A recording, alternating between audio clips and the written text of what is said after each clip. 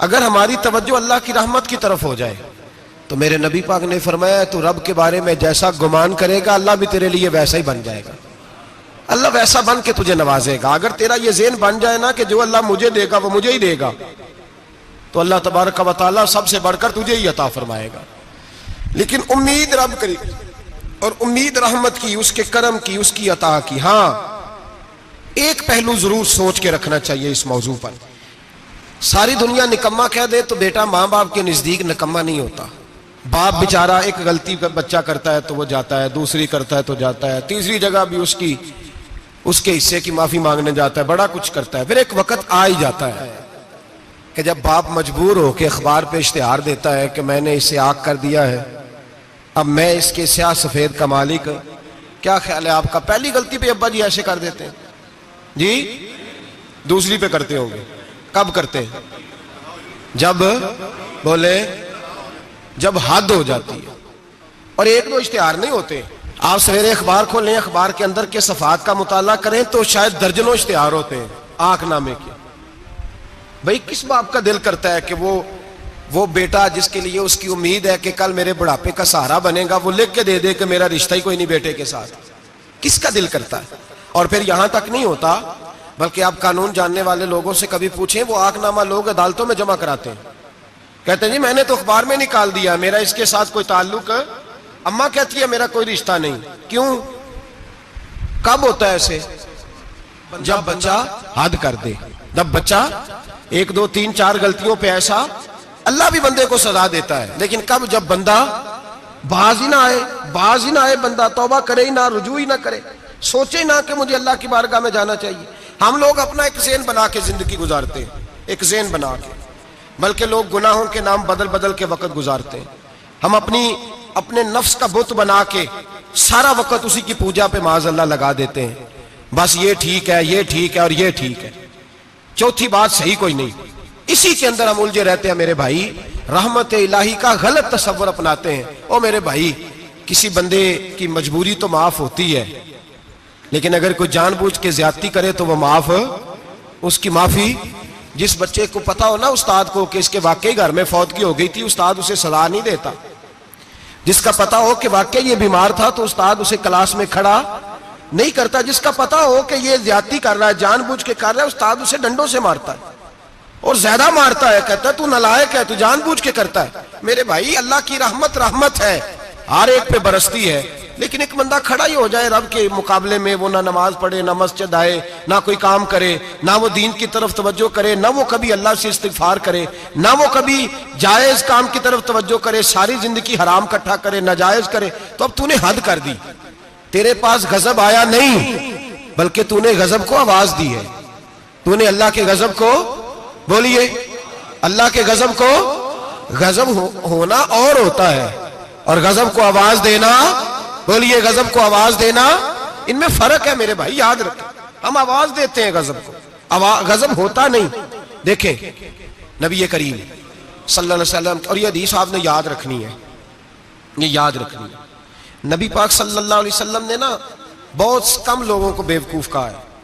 ہمارے زمانے میں تو عام لفظ ہے نا بیوقوف کہنا. اللہ کے رسول صلی اللہ علیہ وسلم نے بہت کم لوگوں کو بیوقوف کہا. مسند امام احمد بن حنبل کی حدیث ہے، نبی کریم علیہ الصلوۃ والسلام نے فرمایا وہ احمق ہے، وہ بیوقوف ہے. نبی پاک فرما رہے ہیں. اور میں نے کہا کم لوگوں کو حضور بیوقوف کہتے تھے. نبی کریم علیہ الصلوۃ والسلام نے فرمایا وہ بندہ بیوقوف ہے جو سارا دن اللہ کی نافرمانی کرتا ہے اور پھر بھی رب کی رحمت کی امید کرتا ہے، تو بیوقوف ہے. صبح سے شام تک لگا ہوا ہے، میں نے نہیں اللہ ماننی، میں نے نہیں تیری ماننی، معاذ اللہ میں نے نہیں ماننی. شام ہوتی ہے تو کہتا ہے اللہ بڑا مہربان ہے، بخش دے گا. تو بیوقوف ہے، تو بیوقوف ہے. تو بتانا کیا مجبوری تھی نماز نہ پڑھنے کی؟ کس نے تجھے گن پوائنٹ پہ کہا تھا حرام کھانے کو؟ اور فلاں آدمی کی تو نے غیبت کی تو تیرا اس میں کیا فائدہ تھا؟ یہ جو تو نے صرف 10 بندوں کو ہنسانے کے لیے جھوٹا لطیفہ سنایا، اس میں تیرا کیا نفع تھا؟ تو صبح سے شام تک نافرمانی کرتا ہے، شام کو کہتا ہے اللہ کریم ہے معاف کر دے گا، اللہ مہربان ہے معاف کر دے گا. استاد مہربان ہوتا ہے کہ نہیں؟ فیل کیوں کرتا ہے امتحان میں؟ بولے استاد باپ ہوتا ہے نا، اس کا دل کرتا ہے شاگرد فیل ہو جائے، تو کیوں کرتا ہے؟ لیکن شاگرد نے زیادتی کی، اس نے پڑھا نہیں، اس نے میں نے کہا باپ آنکھ نامہ لکھواتا ہے مجبور ہو کے لکھواتا ہے نا. او بھائی یاد, بڑی پیاری مثال ملا رومی لکھتے ہیں, کہتے ہیں میرے گاؤں کی ایک بی بی تھی, اس بی بی نے ایک بچڑا پالا ہوا تھا. دیہاتوں میں نا بوڑھی مائیں بچڑے کو پیڑا دیتی تھی اور نام بھی رکھ لیتی تھی, کسی نے مٹھو نام رکھا ہوتا تھا, کسی نے کوئی نام. کہتے ہیں ماں نے بچڑا رکھا ہوا تھا, اماں اس کو آواز دیتی تو بچڑا دوڑا آتا, اماں اس کو پیڑا کھلاتی.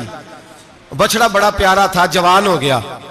اماں اس لیے بچڑا پال رہی تھی کہ جب بچڑا بڑا ہو جائے گا تو ہل کے اندر بچے اسے لگائیں گے, کھیتی میں ہل چلائیں گے. بچڑا بڑا ہو گیا, اماں کے بیٹے کہنے لگے اماں لا تو نے بڑا کھلا پلا لیا, اس سے کوئی کام لیتے ہیں. ہل کے آگے لگایا تو کہنے لگا میں نے تو نہیں چلنا. اماں کے پاس آئے, کہنے لگے یہ نہیں چلتا. اماں کہنے لگی چلو ٹائم دو تھوڑا سمجھ جائے گا. پھر موقع دیا, پھر آئے, کہا اماں اب تو ہم نے اس کے ناک میں نکیل بھی ڈال دی ہے لیکن اب بھی یہ ہل میں چلنے کو تیار ہے. ملا رومی رحمت اللہ علیہ فرماتے ہیں پھر کہا اماں سے, اماں کہنے لگی چلو تھوڑا ٹائم اور دے دو سیانا ہو جائے گا. تھوڑا ٹائم اور دیا, ڈنڈے بھی مارے لیکن وہ سیانا ہونے کو تیار ہے. اب اماں کے پاس آئے تو اماں مجبور ہو گئی, دل نہیں کرتا تھا. کہنے لگی جاؤ پھر کسائی کے ہاتھ بیچ ڈالو. وہ گیا کسائی کے پاس, اسے کاٹا گیا, اس کی کھال اتاری گئی, اس کے چھوٹے چھوٹے پیس کر کے کھا گئے لوگ. وہ ماں رو رہی تھی. لوگوں نے اماں سے کہا تجھے تو بڑا پیارا تھا, تو نے کٹوا کو دیا. تو اماں کہنے لگی پیارا تو بڑا تھا پر مانتا نہیں تھا. پیارا بڑا تھا, کاش بات مانتا, مقصد پورا کرتا تو کبھی بھی کاٹا.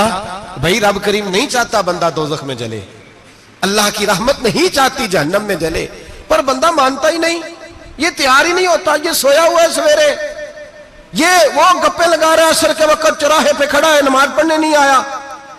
اس نے ساری زندگی میں درجنوں لطیفے سیکھ لیے, ہزاروں کہانیاں سیکھ گیا, قرآن پاک پڑھنا نہیں سیکھا. اس نے زندگی کی ہر چالاکی سیکھ لی ہے, نہیں سیکھی تو اپنے رسول کی حدیث نہیں سیکھی, نہیں سیکھا تو دین کی ضروری باتوں کو نہیں سیکھا. اب رب کی رحمت تو نہیں چاہتی کہ بندہ جہنم میں جائے, وہ تو مہربان ہے, لیکن رب کریم کا قانون کا تقاضا یہ ہے کہ جو احکام پورے نہیں کرے گا اسے پھر دوزخ میں ڈالا جائے گا. تو ہمارے بزرگ فرمایا کرتے تھے اصل بات یہ ہے کہ اللہ نہیں مسلمان کو دوزخ میں ڈالنا چاہتا, مسلمان اپنی مرضی سے چھلانگے لگا رہے ہیں, یہ خود چھلانگے لگاتا ہے, یہ باز نہیں آتا. آپ یقین کریں بڑی ذمہ داری کے ساتھ, بڑے خلوص کے ساتھ اور بڑی دیانتداری سے تجربے کی بات عرض کرتا ہوں, ہمارے بہت سارے گناہ ایسے ہیں جن گناہوں کا ہماری دنیا داری کو بھی کوئی فائدہ نہیں, کوئی فائدہ نہیں ہماری دنیا کو بھی اس غلطی کا.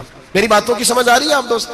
کچھ گناہ ایسے ہیں, ایک تو ہوتا ہے کہ دنیا کا کوئی فائدہ ہو, اس گناہ میں ہماری دنیا کا بھی کوئی فائدہ. جو آدمی جھوٹے لطیفے سناتا ہے, جھوٹ بولتا ہے, جھوٹ کوئی فائدہ نہیں اسے, لوگ 10 منٹ ہنستے ہیں اور باہر جا کہتے ہیں یار یہ تو کوئی غیر سنجیدہ آدمی, وہ عقل ہی نہیں. کیا فائدہ کمایا اس نے, کیا نفع لیا اس نے؟ جو آدمی بڑھ بڑھ کے باتیں کرتا ہے, 2 4 5 10 آدمیوں کی غیبت کر جاتا ہے, لوگ کہتے ہیں یار بڑا چغل خور ہے, کیا کمایا اس نے زندگی میں؟ کچھ حاصل کر لیا اس نے؟ ہمارے بہت سارے گناہ میرے بھائی وہ ہیں جن کا ہماری دنیا کو بھی کوئی فائدہ نہیں. تو کیوں نہ ہم ان گناہوں کو چھوڑ دیں تاکہ ہمارے دین کو تو فائدہ ہو جائے, دین کو تو فائدہ ہو جائے.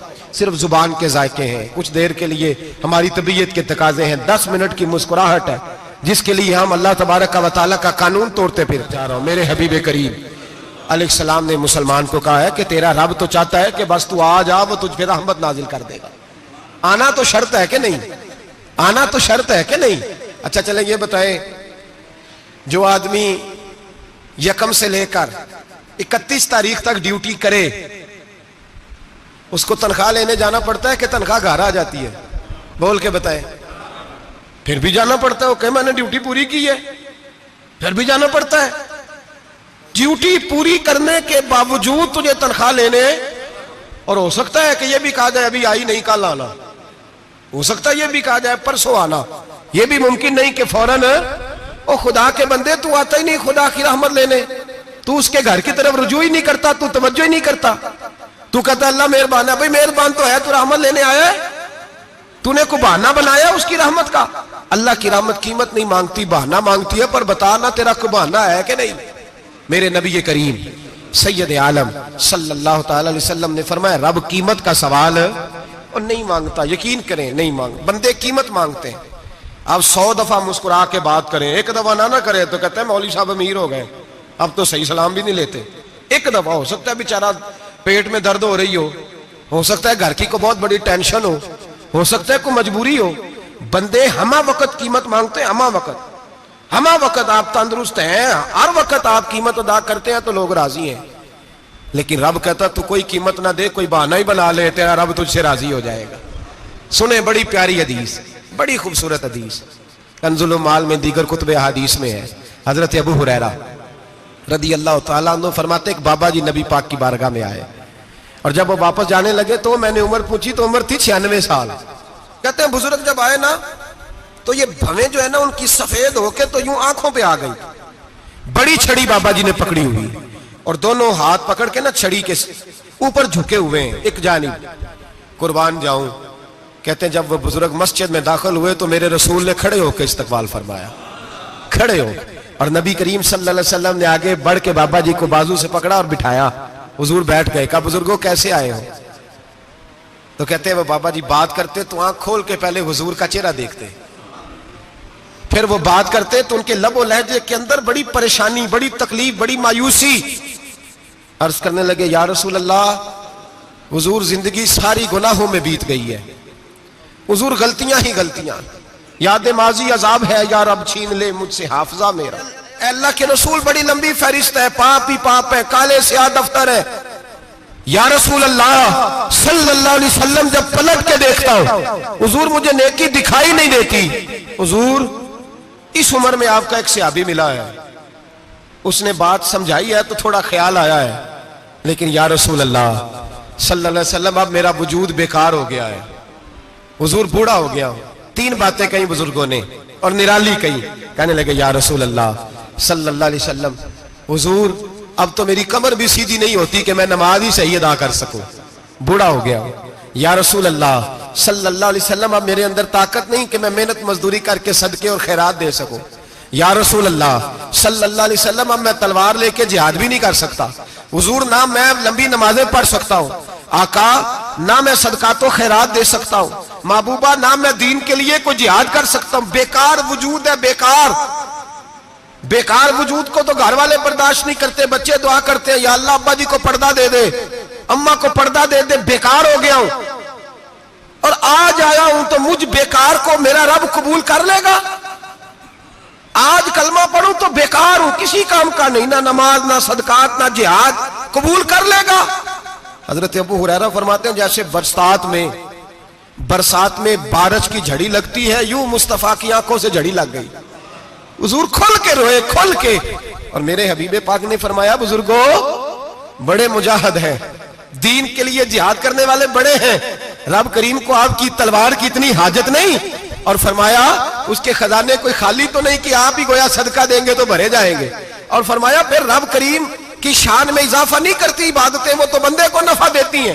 میں بزرگوں نہ آپ جہاد کریں نہ آپ صدقات دیں، لا لمبی نمازیں پڑھیں، آپ صدق دل سے آ جائیں، اللہ کے رسول کا وعدہ ہے رب آپ کو بغیر حساب کتاب جنت عطا فرما دے گا. آنا تو شرط ہے کہ نہیں؟ آئیں تو صحیح، نہ پہنچے تو صحیح، آ جائیں. اس کو نہیں عادت صدقات و خیرات کی، جہاد کی، تبلیغ، آئے تو صحیح نا. ان العبد اذا تعرف ثم تاب تاب اللہ علیہ.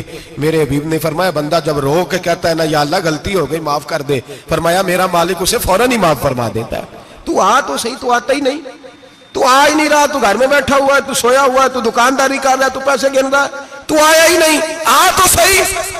بلکہ میرے نبی پاک فرماتے ہیں جب اللہ پاک کا بھاگا ہوا غلام آتا ہے پھر تو اللہ زیادہ راضی ہوتا ہے، پھر تو اللہ زیادہ راضی ہوتا ہے، زیادہ راضی ہوتا ہے. تو آ تو صحیح، پہنچ تو صحیح. بلکہ صوفیات اور بات کرتے ہیں، وہ کہتے ہیں تو کبھی بھول کے بھی رب رب کرے تو اللہ تو اسے بھی قبول کر لیتا ہے. بھول کے. ملا رومی کہتے ہیں بنی اسرائیل کا بندہ ہے، صنم پتھر کو کہتے ہیں، بت کو کہتے ہیں، بت کے سامنے کھڑا ہے اور ساری رات کہتا ہے یا صنم یا صنم یا صنم، اے پتھر اے بت. ساری رات پکارتا رہا. رات گہری ہو گئی، نیند کا غلبہ، تھک گیا، سونے کے قریب آیا تو غلطی سے منہ سے نکل گیا یا صمد. یا صنم کی جگہ نکل گیا. رب کریم نے فرمایا جبریل دوڑ کے جا، جو مانگتا ہے اسے دے دے. حضرت جبریل عرض کرتے ہیں مولا بھول کے تیرا نام لے رہا ہے, بھول کے لے رہا ہے. تو رب کریم نے فرمایا چل نام تو میرا ہی لے رہا ہے نا, میرا لے رہا ہے نا. یا اللہ وہ اللہ کریم نے فرمایا جھوٹے کے سامنے ساری رات کا کھڑا ہے, ساری رات کا پکار رہا ہے, اسے کچھ نہیں ملا, تو سچے کا نام لیا ہے. اگر میں بھی کچھ نہ دوں اور بت میں اور مجھ میں فرق کیا رہ جائے گا. جا جو مانگتا ہے جھولی بھر کے دے, نام تو لیا ہے نا. او بھائی تو بہانا تو بنانا, آ تو صحیح نا, تو یہاں آ جا, پہنچ جا, آ جا, بس بیٹھ جا. اس کی بارگاہ ناز میں حاضر تو ہونا, تجھے فرصت ہی نہیں. تو یاروں کے لیے ٹائم نکالتا ہے, بازاروں کے لیے ٹائم نکالتا ہے, گلیوں کے لیے ٹائم نکالتا ہے, چوکوں چوراہوں کے لیے ٹائم نکالتا ہے, ہفتے میں ایک دن ہوٹلنگ کے لیے بھی جاتا ہے. لیکن کبھی چھپ کے 2 نفلوں کی تجھے توفیق نہیں ہوتی. اور میں کئی دفعہ کہہ چکا ہوں, جس بندے کو بغیر عبادت کے رزق زیادہ ملنے لگ جائے اس پر آزمائش ہوتی ہے رب کریم کی. اللہ فرماتا ہے اس کو پیسے دو, اسے آنے نہ دینا, اس کو چل پیسے دوڑ جا. لوگ سمجھتے ہیں میں بڑا ذہین و عقل مند ہوں, دیکھو میں اپنی ہوشیاری سے چلاکی سے آگے نکل گیا. تو آزمائش ہے, یہ تو آزمائش ہے رب کریم کی طرف سے, یہ تو اس کی خفیہ تدبیر ہے. میرے بھائی اس کی بارگاہ ناز تک جو آ گیا, آنا تو ہماری ذمہ داری ہے کہ نہیں, پھر اس کی رحمت آگے بڑھ کے استقبال کر لیتی ہے, پھر اللہ کا فضل اس کو تھام لیتا ہے اس بندے کو. اور خدا کی رحمت کتنی زیادہ ہے. میرے حبیب کریم سید عالم صلی اللہ علیہ وسلم نے فرمایا اللہ نے اپنی رحمت کے 100 حصے کیے. حضور فرماتے ہیں ایک حصہ اللہ نے دنیا میں نازل کیا ہے. کتنا؟ ایک حصہ. فرمایا یہ جو ماں بیٹے سے پیار کرتی ہے, باپ بیٹے کے لیے مزدوری کرتا ہے, یہ جو بہن بھائی کے لیے روتی ہے, یہ جو بیوی شوہر کے لیے دعا مانگتی ہے, یہ جو بچے ماں باپ سے پیار کرتے ہیں, فرمایا یہ اس ایک رحمت کا نتیجہ ہے, ایک رحمت کا نتیجہ. تو صحابہ کہنے لگے یا رسول اللہ وہ 99 کدھر ہیں؟ نبی پاک نے فرمایا رب کریم نے سنبھالی ہوئی ہے, قیامت کے دن تمہیں عطا فرمائے گا. ابھی تو ایک نازل کی ہے, ابھی اللہ نے. ایک بزرگ تھے ہمیں تفسیر پڑھایا کرتے تھے, تفسیر کے استاد تھے. میں نے ان سے ایک دن کہا, میں نے کہا حضرت صاحب کچھ باتوں میں نا میں اڑ جاتا ہوں, میں اپنے آپ کو اتنا لائق نہیں سمجھتا, تو کہیں کہیں نا ذہن الجھ جاتا ہے, تو کبھی الجھ جاتا ہوں. ایک سوال کئی دنوں کا ہے, اصول تفسیر کا مسئلہ ہے, تو کچھ چیزیں ایسی ہوتی ہیں بزرگ کہتے ہیں جو کتابوں سے نہیں ملتی, صرف سینوں سے ملتی ہیں. کورس تو فقط لفظ ہی سکھاتے ہیں, یہ آدمی ہے جو آدمی بناتے ہیں. میں نے کہا صاحب یہ سمجھ نہیں آئی کہ یہاں بھی صاحب وہاں بھی صاحب. کہنے لگے جی کس طرح؟ میں نے کہا جی یہاں قبر میں بھی سوالوں کے جواب اور پھر قیامت میں بھی. مجھے کہنے لگے جاؤ امام راضی کی تفسیر اٹھا کے لاؤ. میں تفسیر ان کے سامنے لا کے رکھی, تو کہنے لگے یہ سیدنا یوسف علیہ السلام کا واقعہ ذرا دیکھو تفسیر یوسف میں. اس میں ایک عجیب بات لکھی ہے. حضرت یوسف علیہ السلام کے زمانے میں قحط ہو گیا, تو جناب یوسف علیہ السلام نے, کیونکہ آپ اللہ کے نبی سے پہلے سے جان گئے قحط ہوگا, تو حضرت یوسف نے گندم پہلے سٹاک کر لی تھی بہت زیادہ. باقی علاقوں میں جب قحط پڑا نا, اب سب لوگوں نے مصر کی طرف رجحان کیا گندم لینے کے لیے. تو حضرت یوسف علیہ السلام نے نا شہر کے دروازے پر بندے کھڑے کر دیے. فرمایا جو بندہ آئے نا اس سے 2 سوال پوچھنا. جو آئیں گے لوگ گندم خریدنے, جو آئے 2 سوال پوچھنا. ایک پوچھنا کہاں سے آیا ہے, اور ایک پوچھنا لے کے کیا آیا ہے. ایک پوچھنا, سمجھ آ رہی ہے بات کی, اور دوسرا پوچھنا کہ لے کے سونا لے کے آیا ہے, چاندی گندم خریدنی ہے تو کیا چیز لے کے آیا ہے, کہ نقد پیسے لایا, یہ پوچھ لینا. جو آئے 2 باتیں پوچھنا. ایک پوچھنا کہاں سے آیا ہے, اور دوسرا پوچھنا کیا. ایک روایت میں 3 سوال بھی ہیں, لیکن فرمایا پوچھنا 2 سوال ضرور. انتظار تھا نا بھائیوں کا کنان سے آنے والوں کا. فرمانے لگے سب سے 2 سوال پوچھنا. جب کنان والے آئے نا ان سے صرف اتنا پوچھ لینا کہ وہ کہاں سے آئے ہیں. اگر پوچھے نا کنان سے آئے ہیں تو پھر یہ نہ پوچھنا کیا لے کے آئے ہیں, پھر میں جیب میں خود ٹٹول لوں گا وہ کیا لے کے آئے. باقیوں سے 2 سوال. جب میرے بھائی آئے نا, بھائی بھائیاں دے ویری ہوندے تے بھائی بھائیاں دیا باواں, جب میرے بھائی آئے تو ان سے یہ نہیں پوچھنا کہ وہ کیا, بس یہ پوچھنا کہ کہاں سے. اتنی بات پوچھنا, باقی میں پوچھ لوں گا. آپ فرمانے لگے رب بھی فرشتوں سے کہتا ہے تم قبر میں نا میرے بندوں سے زیادہ سوال نہ کرنا, بس یہ پوچھ لینا مجھے مانتے ہیں, میرے نبی کو مانتے ہیں. قبر میں تم اتنے سوال پوچھ لینا, باقی لے کے کیا ہے وہ میں خود ہی پوچھ لوں گا. فرشتوں کے سامنے رب کریم اپنے بندے کو بے آبرو کرنا, بس تو یہ بتا دے اللہ رسول کو مانتا ہے کہ نہیں. باقی جو تیرا حساب کتاب ہے نا, اللہ فرماتے ہیں میں قیامت میں کر لوں گا, میں پوچھ لوں گا اس کا کیا علاج کرنا ہے, بس تم اتنا بتا دو مجھے مانتے ہو, میرے رسول کو میرے بھائی، میرے نبی کریم علیہ السلام فرماتے ہیں جو بندہ توبہ کرنے والا تھا، اللہ کی بارگاہ میں آنے والا تھا، بار بار توبہ کرتا تھا، احساس رہتا تھا، اسے احساس تھا، آیا کرتا تھا، پھر بھی غلطیاں ہو گئی، قیامت کے دن رب کریم اپنے فضل کی چادر اس پہ ڈالے گا، فضل کی چادر ڈالے گا، اور رب کریم اس سے پوچھے گا یہ گناہ کیا تھا؟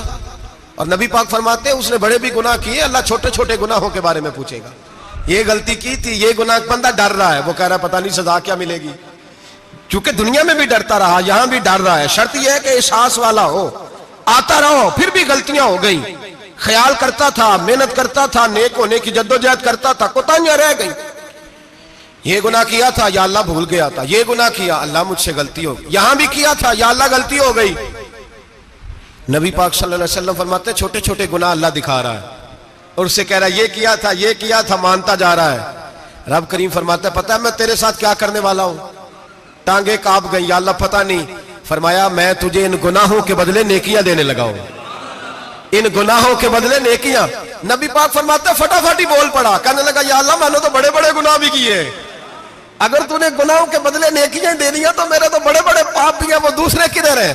تو میرے حبیب کریم علیہ السلام فرماتے ہیں رب مسکرائے گا جو رب کی شان کے لائق ہے، اللہ فرمائے گا تیرے دل میں احساس تھا، تو آیا کرتا تھا، تو توبہ کرتا تھا، تو میری بارگاہ ناز میں آتا تھا، پتہ تیرے اوپر چادر کیوں ڈالی ہے؟ یا اللہ نہیں، فرمایا میں تجھے اپنی رحمت کی چادر میں چھپا کے جنت میں داخل کرنا چاہتا ہوں، میرے بھائی تو آ تو صحیح، تو پہنچ تو صحیح، خدا را یہ جو جتنی دنیا داری ہے نا، یہ تو آپ ہر وقت کریں گے تو راضی ہوں گے لوگ، ہر وقت، اور یہ جو ہم نے پلاننگ کی ہوئی ہے نا کہ میں فلانا کام کر کے سیانا ہو جاؤں گا، تو اتنی مہلت نہیں دی اللہ پاک نے، وہ کہتا فوراً آ، اپنی منصوبہ بندی بدلیں، رحمت الہی کی جانب توجہ کریں، اپنا ذہن رب کریم کے بارے میں کرم والا بنائیں، اور یہ ارادہ کریں کہ میں اس کی بارگاہ میں آؤں گا تو وہ مجھے عطا کرے گا، اپنے بازو پہ بھروسہ نہ کریں، اپنی عقل پہ بھروسہ نہ کریں، بھروسہ جب بھی کریں خدا کی رحمت پہ کریں، اس کے فضل پہ کریں، اس کے کرم پہ کریں، اور ذہن بنائیں کہ اللہ معاف کرنے والا ہے،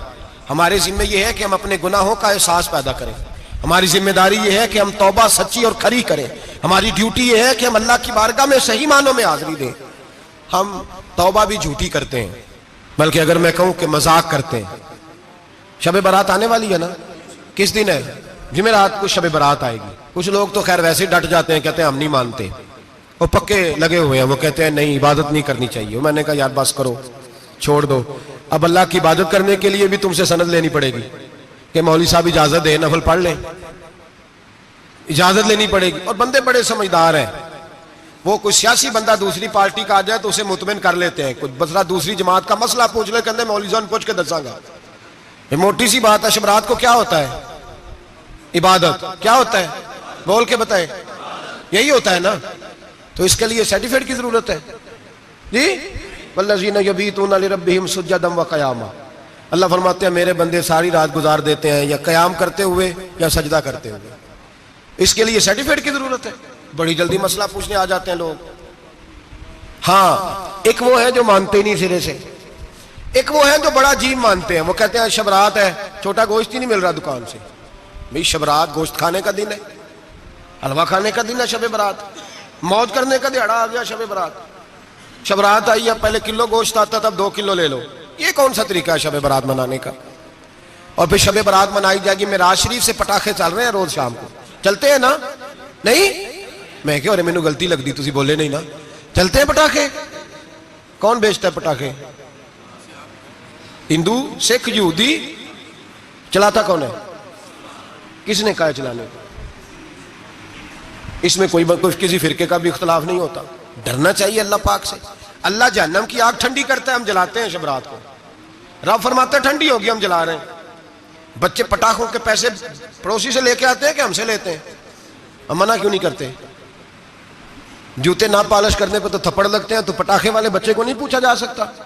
باپ کی ذمہ داری ہے، اور محدثین نے مسئلہ لکھا ہے اگر بچہ نابالغ کوئی غلطی کرتا ہے تو اس کا باپ ذمہ دار ہے، جواب دے اس کی جگہ پہ، ان کو سمجھائیں، شب برات آئے گی، پھر توبہ ہوگی، ہر مسجد سے رونے کی آواز آئے گی، زور زور سے لوگ روئیں گے، تڑپیں گے، اجتماعات ہوں گے، بڑے بڑے اجتماعات ہوں گے، توبہ کریں گے لوگ، کریں گے نا انشاءاللہ تعالی، آئیں گے نا لوگ مسجدوں میں، پھر سویرے جھوٹ بند ہو جائے گا نا، اگلی صبح ملاوٹ ختم، کم تولنا ختم.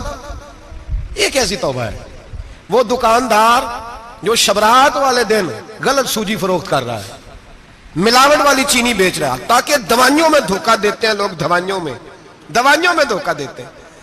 ایک ڈاکٹر خود مجھے کہنے لگے، وہ میرے دوست ہیں، ہلکا پھلکا کورس کیا ہوا ہے، کہتے میرے دوست ہیں کئی سارے لوگ، تو ایک ایسا ہی ہمارے شعبے کا آدمی تھا، تو اپنے ابا جی کو وہ ڈرپ لگانے لگا، تو ابا جی کہنے لگے پتر منو اصلی لا دے تیری مہربانی، منو اصلی لا دے تیری مہربانی، لوکھا علی نہ لا دے. یہ حال ہو گیا ہے. مجھے بتائیں وہ قوم اخلاقی طور پہ کتنی گر چکی ہے جو دوائیوں میں زہر بیچتی ہے، دوائیوں میں. اور میں انشاءاللہ کسی موقع پر تفصیل سے اس پر گفتگو کروں گا، بڑی تفصیل سے. میں نے بہت سی معلومات اکٹھی کی ہیں کہ کتنا ظلم کرتے ہیں یہ لوگ، لکھنے والے بھی، لانے والے بھی، بیچنے والے بھی، کتنے بڑے مجرم ہیں. صحت کے ساتھ کھیلتے ہیں، صحت. بارہ لام دام برسرے مطلب جس آدمی نے دھوکے کا مال لا کے رکھا ہے شبرات والے دن کے رات توبہ بھی کرنی ہے اور سویرے یہ بیچنا بھی ہے، وہ توبہ کرنے آیا ہے. جس نے دھوکے کا مال لا کے رکھا ہے کہ سویرے بیچنا ہے اور رات توبہ بھی کرنی ہے، وہ توبہ کر رہا ہے کہ مذاق کر رہا ہے؟ توبہ میری توبہ، استغفر اللہ، یا اللہ معاف کر دے، اونچی اونچی آواز میں رو رہا ہے، اور سویرے سارے چکر وہی ہیں. یہ کیسی توبہ ہے؟ توبہ کیا ہے؟ میرے نبی پاک علیہ السلام کے غلاموں نے توبہ کی تقسیم کی. حضرت حسن بصری سے کسی نے پوچھی توبہ کیا ہے، تو آپ نے فرمایا توبہ یہ ہے کہ جب تو توبہ کر لے تو پھر اس جگہ نظر نہ آنا جہاں کھڑے ہونے سے رب رسول ناراض ہوتے. اور فرمایا توبہ یہ ہے کہ جب تو نے توبہ کر لی پھر وہاں سے غیر حاضر نہ ہونا جہاں حاضری کا تجھے اللہ رسول حکم دیتے ہیں. یہ تیری توبہ ہے. اور اگر تو ایسا نہیں کرتا پھر تو نے توبہ نہیں کی، پھر تو نے مذاق کیا.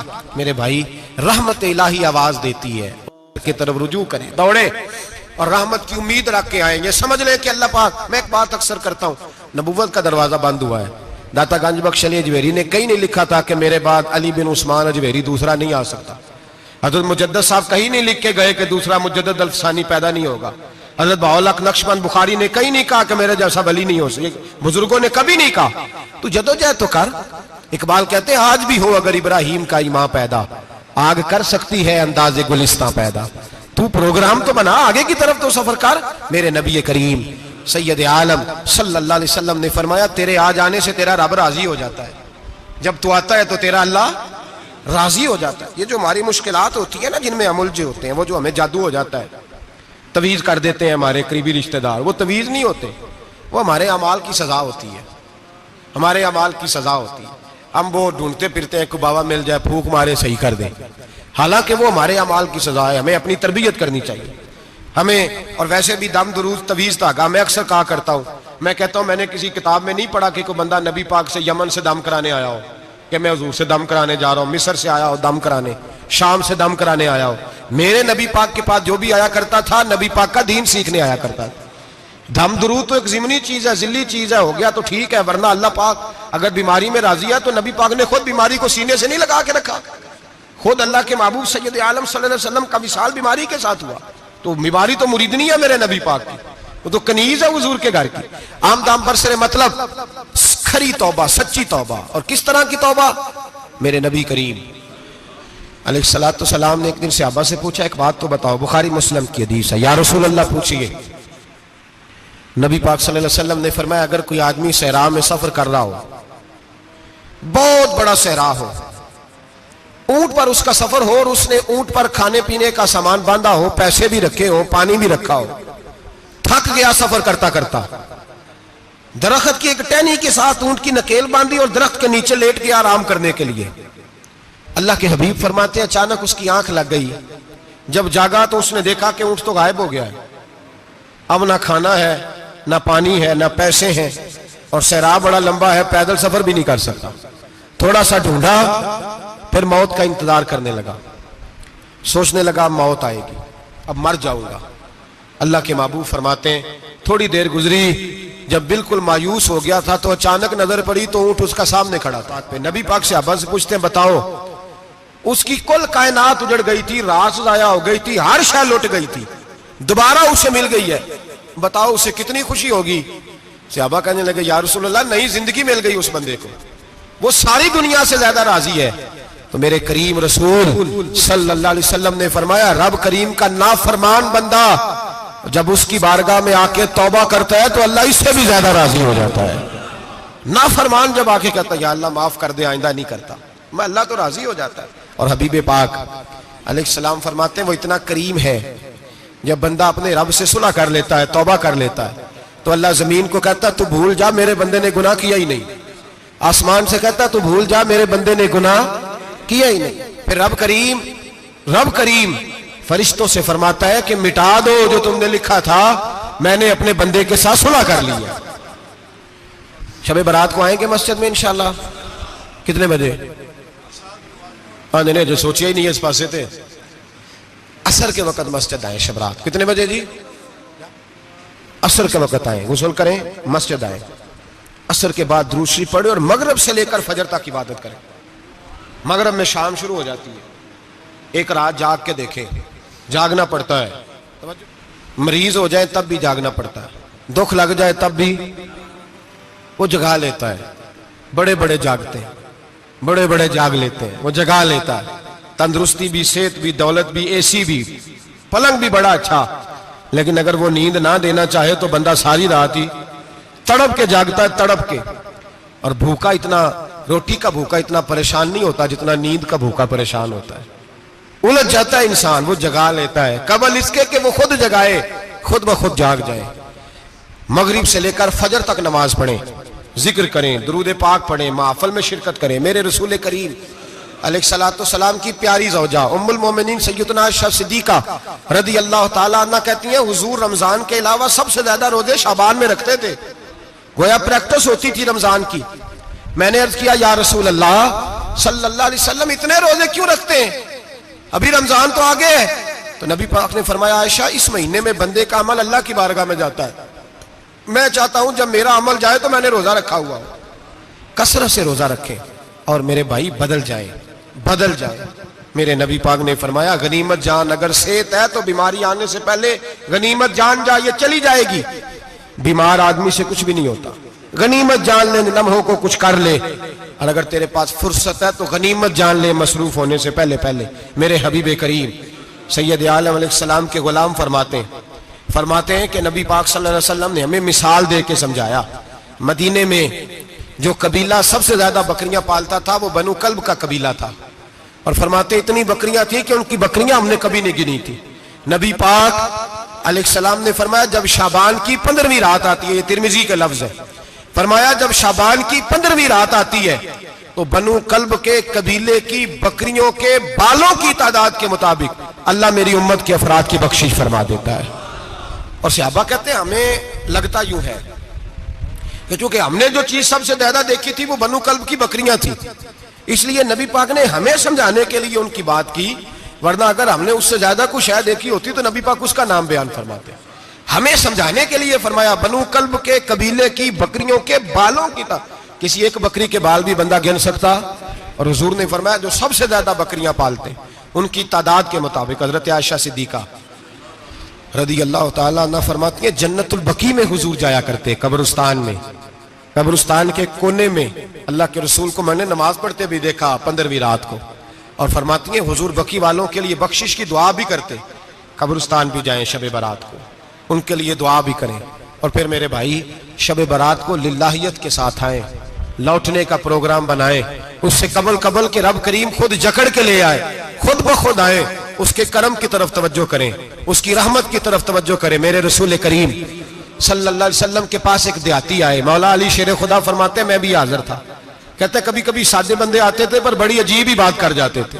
کہتے ایک دیہاتی آئے, تامت باندھی ہوئی اور سادہ رومال کندھے پہ رکھا ہوا ہے. نبی پاک کے پاس آئے اور حضور سے دل لگی کرنے لگے, حضور سے دل لگی کرنے لگے, میٹھی باتیں کہنے لگے یا رسول اللہ ایک مسئلہ پوچھنے آیا ہوں. فرمایا پوچھو.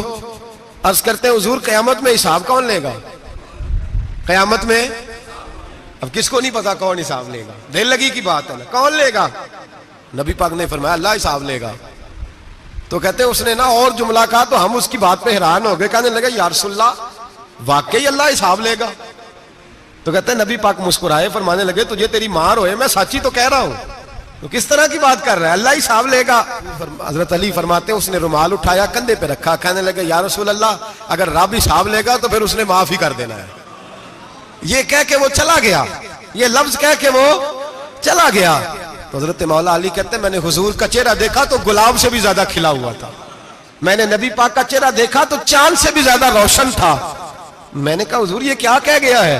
نبی پاک نے فرمایا بندہ بڑا سادہ تھا، بات بڑی پیاری کر گیا ہے، بڑی پیاری کر گیا ہے۔ حضور نے فرمایا علی رب کریم ہے، اور کریم جب غالب ہوتا ہے تو کرم ہی فرمایا کرتا ہے، وہ کرم ہی کرتا ہے، وہ معاف ہی کرتا ہے، وہ معاف ہی کرتا ہے۔ اللہ معاف کرتا ہے، پر میں نے کہا کوئی معافی لینے آئے ہی نہ تو کوئی معافی لینے۔ ایک اور بات بھی آخر میں سمجھانی ہے آپ کو، وہ بھی سمجھ لیں۔ ہم جب کسی رشتہ دار کو راضی کرنے جاتے ہیں نا، ناراض ہو تو ہمیں پتہ چل جاتا ہے کہ یہ وقت ٹپانے آیا یا راضی ہو گیا ہے۔ دو قسم کے لوگ ہوتے ہیں، کہتے ہیں چلو برادری آ گئی ہے میں چلتا ہوں، پر کس طرح؟ ٹائم پہ ٹائم آؤں گا، 200 دے کے گھر آ جاؤں گا۔ اور جو راضی ہو جاتے ہیں نا وہ 2 دن پہلے آتے ہیں، دیگوں کا بھی خیال کرتے ہیں، ملاقات کرتے ہیں، وہ کپڑے بھی نہیں بدلتے۔ فرق ہوتا ہے راضی ہونے میں۔ بات کی سمجھ آ رہی ہے آپ؟ ہم توبہ کرنے آتے ہیں اللہ کی بارگاہ میں، کیا ہمیں پتہ نہیں چلتا کہ ہم نے توبہ کیا رب راضی ہوا ہے کہ نہیں ہوا؟ ہمارا ایمانی رشتہ تو ہے نا اپنے رب سے، روح کا تعلق تو ہے نا، تو ہمیں اندازہ ہوتا ہے کہ اللہ راضی ہو گیا کہ نہیں، اندازہ تو ہونا چاہیے نا ہمیں۔ یہ بات کہنے کی نہیں، یہ بات محسوس کرنے کی ہے، اس کو محسوس کریں۔ ہم جب اللہ کی بارگاہ میں آئے تو پھر ہمیں اندازہ ہونا چاہیے کہ میں نے منا لیا ہے کہ نہیں منا سکا، میں اس کو راضی کر کے اٹھ رہا ہوں کہ نہیں اٹھ رہا۔ اگر بغیر راضی کیے اٹھے ہو تو پھر فارمیلٹی کرنے آئے تھے، پھر راضی کرنے نہیں آئے تھے۔ حضرت فضیل ابن عیاض رحمۃ اللہ تعالی علیہ فرماتے ایک دن میں نے سر سجدے میں رکھا اور میں نے کہا خدا بندہ آج مجھے پتا چلے گا کہ تم مجھ سے راضی ہے کہ ناراض ہے، تو پھر ہی میں اٹھوں گا۔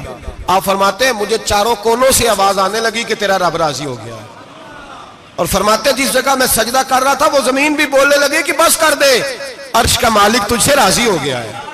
لیکن شرط یہ ہے، حضرت حبیب اجمی رحمت اللہ علیہ فرماتے ہیں میں سود کا کاروبار کرتا تھا توبہ کرنے سے پہلے، کئی دفعہ میں نے توبہ کی تھی، لیکن میری اس توبہ کے اندر صداقت نہیں ہوتی تھی۔ میرا دل بھی گواہی دیتا تھا کہ یہ نا بہت سارے بندے کہتے ہیں آئندہ نہیں کرتا، وقت ٹپاتے ہیں، جس طرح بندوں کو دھوکہ دیتے ہیں اس طرح معاذ اللہ توبہ بھی اسی طرح کی کرتے ہیں، لیکن بعد میں دوبارہ اسی ڈگر پہ چل نکلتے ہیں جس پہ پہلے ہوتے ہیں۔ آپ فرماتے ہیں میں کئی دفعہ توبہ کرتا تھا تو توڑ دیتا تھا۔ آج میں نے توبہ کی، کس طرح کی؟ سود کا میں دھندا کرتا تھا تو میں سود کے پیسے لایا، گوشت پکنے کو دیا بیوی کو، سود کے پیسوں کا، میری بیوی نے ہنڈیا چڑھائی، تھوڑی دیر گزری تو وہ سارا گوشت خون بن گیا۔ میری بیوی اٹھا کے لائی، کہنے لگی لے جائیے جو تو غریبوں کا خون نچوڑ کے لایا تھا نا، یہ خون بن گیا، خود بھی پی اور اولاد کو بھی پلاؤ۔ کہتے ہیں میں نے سچی توبہ کا فیصلہ کیا، آج پہلے میں سچی توبہ کا ارادہ نہیں کرتا، آج سچی توبہ کا فیصلہ کیا، اور میں نکلا حضرت حسن بصری کے پاس گیا، ان کی بیعت ہوا، توبہ کی، انہوں نے مجھے اعمال بتائے، کھری توبہ کی۔ کہتے ہیں جب توبہ کے لیے گھر سے نکلا تو چھوٹے چھوٹے بچے کھیل رہے تھے، ایک بچہ کہنے لگا پیچھے ہٹ جاؤ بہت بڑا سودیا ہے، اس کا سایہ بھی پڑ گیا تو ہمارے اندر نحوست آ جائے گی، پیچھے ہٹ جاؤ سود کا دھندا کرتا ہے۔ کہتے ہیں مجھے اور چوٹ لگی کہ یا اللہ تیری چھوٹی چھوٹی مخلوق بھی یہ سمجھتی ہے۔ کہتے ہیں میں توبہ کرنے گیا تو کھری توبہ کر کے آیا، حضرت حسن بصری کے پاس رو کے توبہ کی۔ میں وہاں سے واپس آیا تو بچے ابھی کھیل رہے تھے، کہتے ہیں وہ بچہ جو پہلے بولا تھا کہ پیچھے ہٹ جاؤ بڑا سود والا ہے نحوست پڑ جائے گی، وہ بچہ پھر آواز دے کے کہنے لگا دوستو پیچھے ہٹ جاؤ، رب کریم کا ولی آ رہا ہے، اللہ کا بندہ آ رہا ہے، کہیں ایسا نہ ہو ہمارے پیروں سے گرد اڑے اور اس ولی کے اوپر پڑے اور اس کی توہین ہو جائے، اللہ ہم سے ناراض نہ ہو جائے ولی کی توہین کر کے، پیچھے ہٹ جاؤ۔ آپ فرماتے ہیں میں نے تڑپ کے آسمان کی طرف دیکھا اور میں نے کہا یا اللہ مجھے سمجھ آ گئی ہے کہ کھری توبہ کیا ہوتی ہے، سچی توبہ، اصل توبہ کیا ہوتی ہے۔ جھوٹ موٹ کی توبہ نہ کریں، شب برات کو آئیں، اور بڑا دیانتداری کا مشورہ دیتا ہوں، دل کو سنبھال کے آئیں، اگر جھوٹ نہیں چھوڑنا، فریب نہیں چھوڑنا، ہم نے مسجد کی حاضری کی پابندی نہیں کرنی تو پھر توبہ کا لفظ پکارنا دھوکہ ہے، پھر یہ دھوکہ ہے، پھر یہ مذاق ہے، پھر مذاق نہ کریں، آنا ہے تو کھری توبہ کے ارادے سے آئیں، کھل کے آئیں۔ انشاءاللہ ہر سال ہم بھی ساری رات یہاں بیٹھتے ہیں، آپ سے بھی گزارش کریں گے کہ چھٹی نہ کریں، وقت پہ آئیں، مغرب میں آئیں، نوافل ادا کریں، عشاء کے بعد نوافل پڑھیں۔ محفل کرنے کا مقصد یہ ہوتا ہے کہ تلاوت سے دل نرم ہوتا ہے، نعت سے دل نرم ہوتا ہے، تقریر سے انسان کی سوچ بدلتی ہے، توبہ کی طرف جاتی ہے۔ یہ سارے کام کر کے جب بندہ استغفار کرتا ہے، توبہ کرتا ہے، تو اس کے لیے آسان ہو جاتا ہے، ذہن بن جاتا ہے۔ اس لیے واعظ بھی ہوگا، ذکر بھی ہوگا، دعا بھی ہوگی۔ وقت کو ضائع نہ کریں، رمضان قریب آنے والا ہے۔ بزرگ کہتے ہیں اگر شب برات پہ سچی توبہ کر لو گے تو پھر رمضان میں جو نیکیاں کرو گے وہ تمہارے پاس سٹاک بن جائے گا، وہ تمہارے پاس خزانہ اکٹھا ہو جائے گا۔ توبہ ابھی سے کر لو، معاملات ابھی سے سمیٹ لو، تاکہ جب رمضان آئے تو پھر نیکیاں خزانہ بن کے جمع ہو، ہمیشہ مدحت خیر الانام میں گزرے۔ دعا ہے یہ عمر درود و سلام میں گزرے۔ آخر دعوانا ان الحمدللہ۔